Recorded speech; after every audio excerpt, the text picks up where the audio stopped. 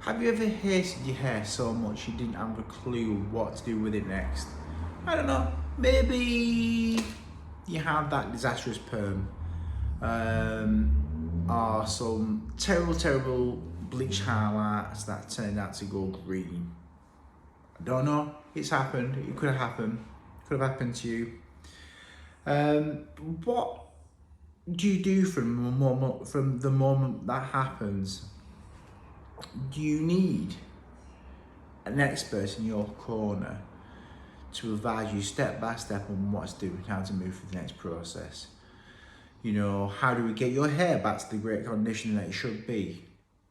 When your hair's in that great condition, how do you then keep your hair in that great condition? What's the routine of your hair going to be? You know, how often you're going to get your hair cut, coloured, maintained, treatments, things like that. Make sure that you get it fit into your lifestyle too. That's exceptionally important.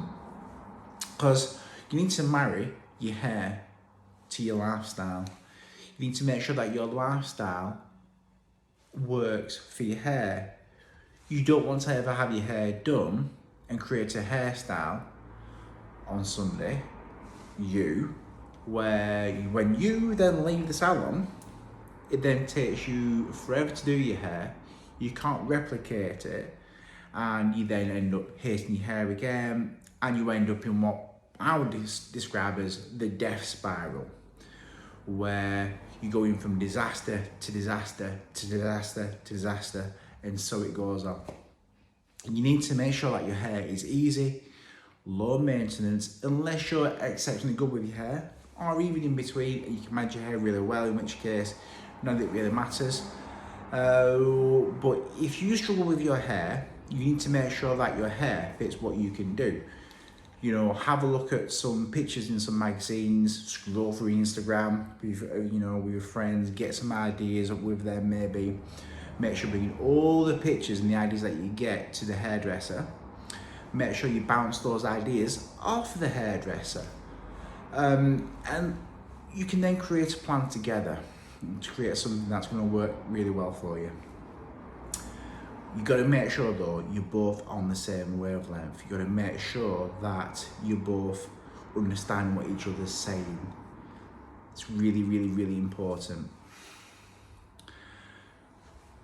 Beyond that point, once you've also then created that kind of environment with the pictures, the language, understanding each other, where you're both coming from on both sides, you're going to make sure that the maintenance is right as well.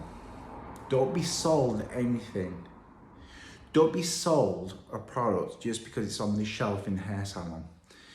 You need to make sure that it's the right product for you. Your hairdresser will and should recommend it for you, and there's high probability that they're going to stock it or they're going to have it in stock. But don't then feel pressured into buying something because you're on the spot. This to me, I think, is where people can feel quite vulnerable when they've got the nice hairstyle and they love the hair, it's all looking great, then they feel pressure. I think pressure is one of the great things that you want to try and move away from with your hair. You know, it's got to be something that works flat out both ways for you. Your hairdresser will recommend the right things for your hair, but if you're feeling the pressure to get something, that's probably the internal part of you saying to you, this probably just doesn't feel quite right for me.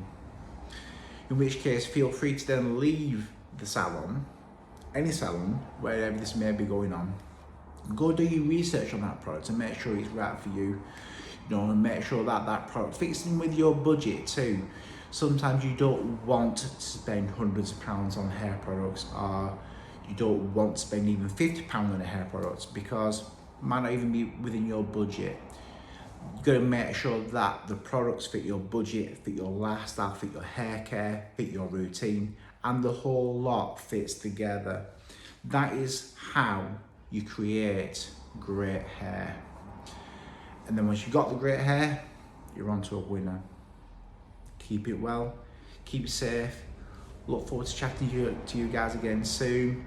Hope you have a lovely, lovely day, and catch you shortly. God bless.